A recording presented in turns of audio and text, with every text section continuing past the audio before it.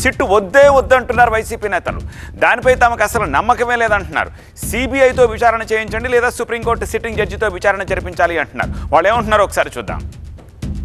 వాస్తవాలు బయటకు రావాలి, నిగ్గు తేలాలి, సుప్రీంకోర్టు స్థాయిలో జరగాలి, జడ్జి స్థాయిలో జరగాలి.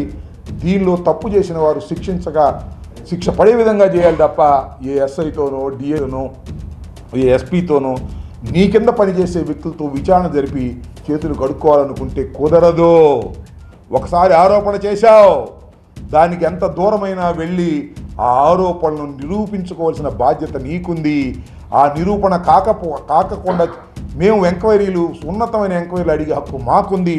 ఖచ్చితంగా దీనిలో భగవంతుడు, ప్రజాస్వామ్యం న్యాయం చేస్తుందని పూర్తిగా విశ్వసిస్తున్నానని కూడా ఈ సందర్భంగా నేను మనవి చేస్తాను.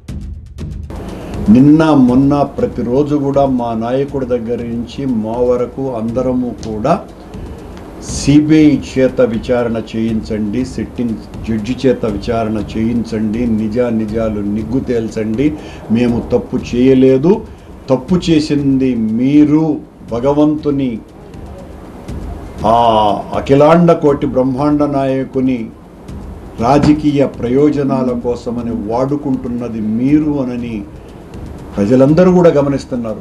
ప్రపంచంలో ఎంత నీచుడైనా కూడా మీరు చేసినటువంటి ఆరోపణ అంటే ఆ లడ్డు ప్రసాదాలలో పంది మాంసము, పంది కొవ్వు, చేపల నూనె లేదా యానిమల్ ఫ్యాట్ వాడతారోనని ఎంత నీచుడు కూడా చేయలేనటువంటి పనిని మీరు ఆరోపణగా అలవోకగా మీ ఆరాధ్య దైవమైనటువంటి వెంకటేశ్వర స్వామిని